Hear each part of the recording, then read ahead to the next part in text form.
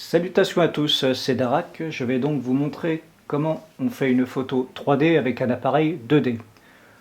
Alors on peut utiliser n'importe quel appareil de prise de vue, même un téléphone portable si on veut, mais il est préférable de choisir un appareil photo avec suffisamment de définition dans l'image, parce que plus la définition est élevée, et meilleure est la 3D.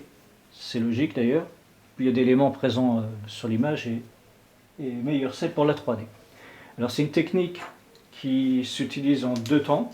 On prend d'abord l'image gauche, ensuite on décale l'appareil photo vers la droite pour prendre l'image de droite. L'inconvénient de cette technique, c'est qu'on ne peut l'utiliser que pour ce qu'on appelle faire de la nature morte. Alors je vous rassure, il faut tuer personne pour faire de la nature morte. C'est juste qu'on peut prendre que des éléments fixes qui ne bougent pas. Donc il faut éviter de prendre des éléments à l'extérieur comme des branches qui bougent sous le vent ou des voitures qui bougent. Voilà, ça c'était la petite anecdote sympathique. Donc j'allume mon appareil photo. Merci de s'allumer, sympa. Et je commence à viser les éléments. Je fais mon cadre. Alors je vais me servir de la petite croix qui est au centre de l'écran pour pouvoir choisir l'élément qui va se retrouver à la hauteur de l'écran. Et tout ce qui est devant, le personnage par exemple, là je choisis Dark Maul, tous les éléments qui vont se trouver à l'avant vont ressortir de l'écran et les éléments qui sont derrière vont être derrière l'écran. Alors je prends la première image, donc, voilà.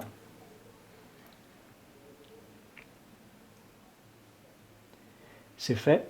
Et je vais décaler mon appareil vers la droite. Alors il est inutile de partir trop loin vers la droite parce qu'il y aura trop de différence entre les deux images et il sera difficile de regarder l'image en 3D une fois qu'elle sera faite. Alors je vais choisir par exemple de prendre cette longueur comme décalage parce qu'on est quand même assez près, donc c'est pas la peine d'en faire trop. Voilà. Et je revise exactement à l'endroit où j'ai visé pour la première image, en me référant toujours à la croix au milieu de l'écran. Et je prends ma deuxième image. Et on peut faire comme ça plusieurs plans. Je peux resserrer un petit peu sur un élément particulier. Tac. C'est un peu flou. Voilà, c'est mieux. Tac.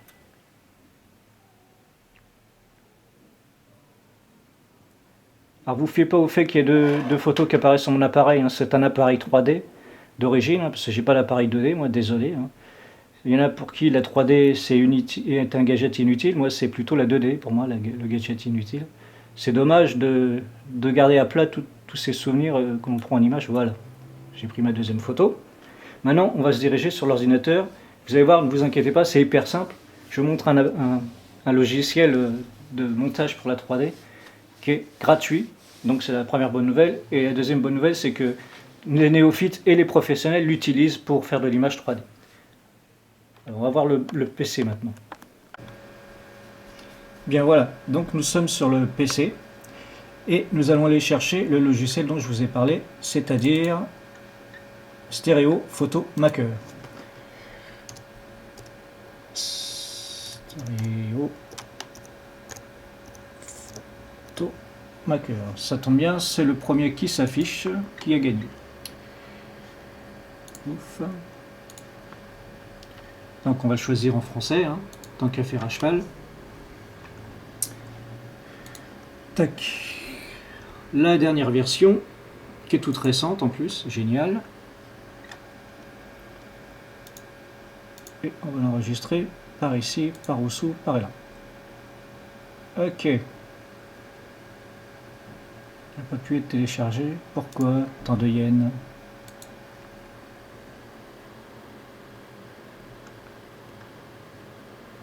Voilà, c'est fait. On n'en parle plus. On passe à autre chose. Bien. Merci. Donc, une fois qu'on a téléchargé le logiciel, alors je vous dis tout de suite, c'est un tout petit logiciel. Bon, moi, je l'ai déjà installé. Forcément, je l'utilise régulièrement.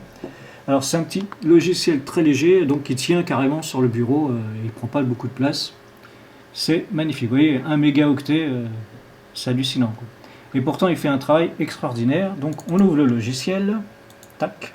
Et on se retrouve devant une grande fenêtre noire. C'est un peu flou, désolé, j'ai du mal à suivre l'engin. Et plein de petits boutons que vous devez connaître, hein, donc cela, et que vous ne connaissez pas, c'est-à-dire cela, qu'on rencontre en général sur les logiciels de retouche d'image, mais bon, là, c'est spécifiquement des fenêtres pour la 3D. Donc la première fenêtre permet d'ouvrir une image déjà en 3D, que ce soit en anaglyphe, en côte à côte, en MPO ou en dessus-dessous. Et nous, on va utiliser ce petit bidule-là pour ouvrir l'image gauche et droite, comme c'est affiché. Donc voilà, une fenêtre s'ouvre. Bon alors, on cherche, enfin je ne vais pas vous faire l'affront de vous expliquer comment on va chercher les dossiers, ce sera un peu gonflé de ma part. Donc j'ai mes deux images qui sont ici. Alors là, évidemment, j'en ai que deux sur toutes celles que j'avais prises, parce que j'avais, si vous vous souvenez bien, j'ai fait un gros plan de Dark Maul, mais le problème c'est que Dark Maul, il y a une des deux images qui est floue, et donc c'est pas utilisable, quoi. Il faut vraiment que les deux images soient de bonne qualité, comme je vous expliquais tout à l'heure. Donc je clique sur l'image gauche et sur l'image droite. Mes deux images vont s'afficher l'une à côté de l'autre. Nous, ce qui nous intéresse, c'est de pouvoir travailler dessus. Donc heureusement, il y a plein de petits nouveaux boutons qui sont affichés, et celui qui nous intéresse, c'est celui de l'anaglyphe en couleur. Voilà. Le logiciel a calculé l'image, j'espère que je ne vais pas trop vite pour les cerfs-volants comme moi. Et donc, il m'affiche les deux images en anaglyphe, mais avec les défauts de prise de vue. Je les ai prises un peu à la main levée. Donc, vous pouvez remarquer ici, par exemple, que le rocher là, en bleu, pour une des deux images est au-dessus de l'autre, que le sabre ici, pareil, on voit que c'est au-dessus de l'autre. Et si je regarde mon image telle qu'elle avec des lunettes anaglyphiques, tout ce que je vais faire, c'est me faire mal aux yeux, parce que ça va provoquer une fatigue oculaire, comme la fatigue de ma langue en ce moment. Donc, il n'y a pas de problème, vous allez voir que les néophytes peuvent s'en sortir très facilement, il suffit simplement, hop, d'aller ici, vous voyez, de l'ajustement automatique. Je clique dessus, tac, et c'est pas grave, c'est normal. Évidemment, il y a un gros bug. Voulez-vous? Non? D'accord. Il veut pas. Alors là, c'est vraiment exceptionnel, c'est la toute première fois que, voilà, que ça me le fait. Voilà, alors maintenant, vous voyez, il m'a aligné le logiciel, il m'a aligné les deux images, et on voit bien les deux sabres qui sont ici. Alors, si je regarde avec des lunettes 3D l'image telle qu'elle est là, ce qui va se passer, c'est que je vais voir tous mes éléments un peu à l'arrière de l'écran. Parce que le logiciel, automatiquement, lui, il fait en sorte que ça provoque le minimum de fatigue oculaire, donc il a poussé un peu tout vers l'arrière. En vérité, je vous le dis, on voit surtout qu'il a choisi de mettre la fenêtre de l'image en 3D au niveau de ce droïde. Pourquoi je vois à l'œil nu que c'est à ce niveau de ce droïde? C'est parce que l'image au niveau du droïde est parfaitement bien alignée, la gauche et droite. Il n'y a pas de décalage. Alors que sur le rocher, là, il est bien loin derrière.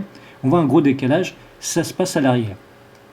Si je veux, par exemple, que ce rocher se retrouve à la hauteur de ma fenêtre, donc de l'image, et que tous les éléments qui sont devant se retrouvent en dehors de l'image, donc sortent de l'image, eh bien, je vais aller à côté du bouton automatique que je viens d'utiliser.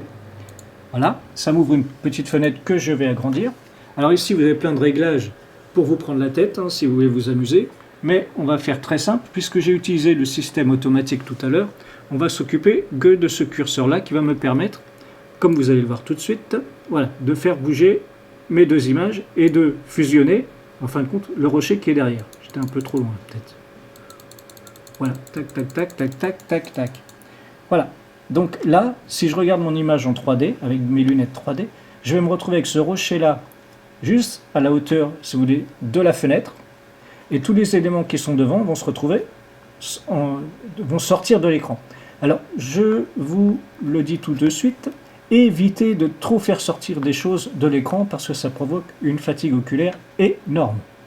Alors, vous avez vu que j'ai avancé donc le rocher au niveau de la fenêtre et que du coup le robot, lui, le droïde, pardon, se retrouve vraiment va vraiment sortir de l'écran et ça va être encore pire pour celui-là qui est encore plus proche. Donc là, à la limite, l'image va être presque pas regardable, vraiment. Non, je parle d'un français, moi ça fait peur. Alors, donc voilà, je viens d'utiliser ce logiciel pour faire une image en 3D qui va être regardée avec les lunettes. Je vais maintenant sauvegarder cette image si elle me plaît telle qu'elle est là. On va dire que oui. Et je vais donc dans Fichier, et là, j'ai plein plein de façons d'enregistrer l'image pour aller en chercher, donc comme je vous ai dit tout à l'heure, des images déjà en 3D, des images en gauche-droite, image unique, bon, admettons. Et ce qui nous intéresse, c'est d'utiliser cette touche-là pour utiliser l'image qui est affichée à l'écran, c'est-à-dire que là, c'est en anaglyphique. Et revient. Voilà. Tac, tac, tac. Donc, je clique dessus. Voilà. Après un petit calcul. Donc, mon image que je vais enregistrer se trouve là. Je vais l'appeler Ana 1 pour anaglyphique, hein, pour ceux qui n'ont pas suivi. Voilà. Et je l'enregistre. Alors maintenant, je vais vous montrer une deuxième image que j'avais pris un petit peu après. Par contre, là, je vais, comme c'est une image en 3D, je vais ouvrir celle-ci. Voilà. Et c'est notre ami Bob Affit, en un mot, qui s'affiche. Alors là, la 3D va être encore plus forte. Alors évidemment, je l'ai prise aussi à la main levée. C'est un peu la même technique que j'ai utilisée tout à l'heure. Donc, c'est très mal aligné. Donc là, c'est pareil, hein, comme je vous ai dit tout à l'heure, ça va faire bobo zozoï. Alors, je rappuie sur automatique. Vaut mieux répéter 2 fois les mêmes trucs, hein, parfois. Hein. Touc.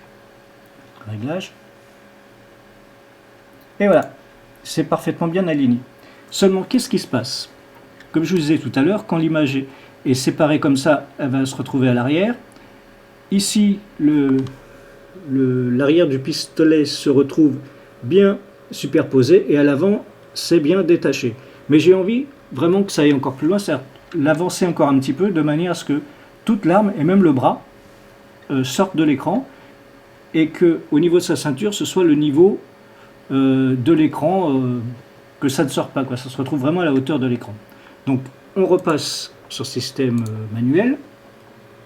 J'utilise toujours le petit curseur qui est ici, au-dessus, et je vais le bouger de manière à aligner la ceinture de Bob Affit. Voilà. Et donc, cette fois, on voit bien que l'arme, j'avance encore un peu, que l'arme est bien séparée complètement, même le bras est encore un peu plus séparé que tout à l'heure. Ensuite, on fait OK. Si je l'ai dit tout à l'heure. Voilà, j'ai mon image 3D. Il n'y a plus qu'à mettre les lunettes et à s'exploser les yeux, à se prendre le flingue presque dans le nez. Donc, on réutilise ce bouton-là pour enregistrer l'image telle qu'elle est là. Et là, maintenant, je vais m'adresser à ceux qui ont la chance de posséder un écran 3D. Vous avez la possibilité d'utiliser celui-ci comme bouton pour enregistrer l'image en vrai 3D, c'est-à-dire lisible avec vos lunettes, sans que ce soit en anaglyphe, ça sera de la vraie 3D. Parce que le format MPO est le format d'origine pour la 3D, c'est le format le plus répandu pour la 3D. C'est ça que ça, si vous voulez, ça permet de prendre les deux images JPEG, gauche et droite, et les compacter en un seul fichier qui s'appelle MPO. Il n'y a plus qu'à glisser ensuite l'image dans une clé USB, brancher la clé USB sur l'écran 3D et s'éclater la rétine à regarder l'image en vrai 3D. Mais bon, là, on va faire de l'anaglyphe, donc je clique sur anaglyphe et là, je fais ANA 2.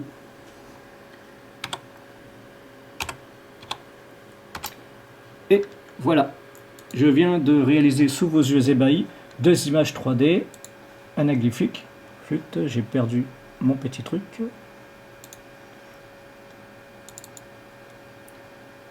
Tac. Voilà. Là, si vous mettez des lunettes, vous avez effectivement les éléments qui sortent bien de l'écran. Alors bien sûr, je vais vous mettre les fichiers photos directement sur le topic parce que là, en vidéo, c'est pas la joie. Et voilà. J'espère que ce tutoriel vous a intéressé d'une part et vous a aidé d'autre part. J'espère aussi que vous avez utilisé ce que je viens de vous dire pour faire vos propres images, de nous les balancer sur le topic et de nous éclater la rétine avec. Alors je vous rejoins plus tard sur le topic, sur carrément le forum. Et à plus, salut!